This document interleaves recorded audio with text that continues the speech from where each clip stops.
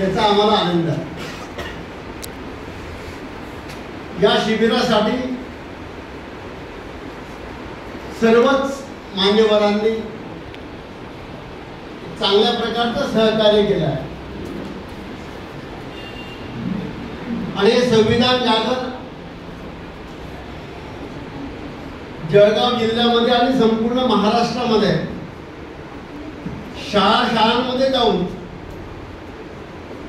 आम्ही ते करणार आहोत। खलील भाई आणि मी पुण्याला गेलो होतो, सुस्मिता होती आणि अजय पाटील, आम्ही पुण्याला ते शिबिर अटेंड केलं।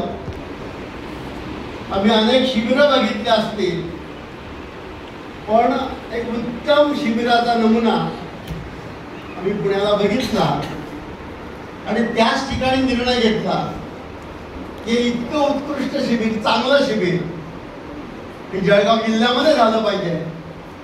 त्याच ठिकाणी आम्ही मीटिंग घेतली आणि त्याच ठिकाणी तारखा निश्चित केल्या। आमच्यासाठी नाही, मी निरंजनसाठी आणि सगळ्या निमंत्रक समितीसाठी आणि निखिल आणि त्याच्या सगळ्या टीमसाठी जोरदार टाळ्या वाजवा। एखादा जळगाव जिल्ह्यामध्ये येऊन हे शिबिर कसं यशस्वी होईल यासाठी थांबतो, मायक्रो प्लॅनिंग केलं जातं, नियोजन केलं जातं, त्यासाठी वेळ दिला जातो। ही एवढी सगळी खटाटोप याच्यासाठी असते की चांगल्यात चांगलं दिलं गेलं पाहिजे, चांगली सोय झाली पाहिजे आणि या शिबिरातून प्रेरणा घेऊन युवक युवती शिक्षक समाजातले सर्व लोक या संविधानासाठी काम करत राहिले पाहिजे। अशा पद्धतीची तळमळ या ठिकाणी या सगळ्या टीमची आहे आणि म्हणून एक आदर्श घ्यावा अशा पद्धतीचे काम या ठिकाणी चाललेलं आहे।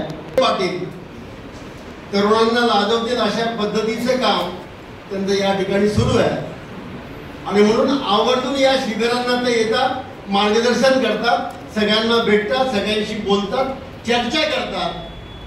त्यांच्या मनातला आवाज हाच एकच सांगतो की अरे बाबांना आता ही जबाबदारी तुम्हाला उचलायची, जबाबदारी पार पाडायची आहे आणि म्हणून सगळ्या प्रकारची साधनं आपल्याकडे आहेत, युवकांची तयारी या ठिकाणी आहे आणि म्हणून संविधानाचे काम आपल्याला जळगाव जिल्ह्यामध्ये आणि उर्वरित महाराष्ट्रामध्ये या ठिकाणी करायचं आहे।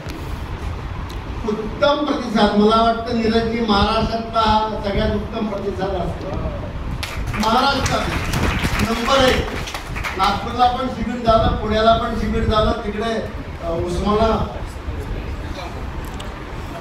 इस्लामपूरला पण शिबिर झालं, नाशिकला पण शिबिर झालं। या सगळ्या शिबिरांचा एक उच्चांक जळगावने या ठिकाणी केलेला आहे।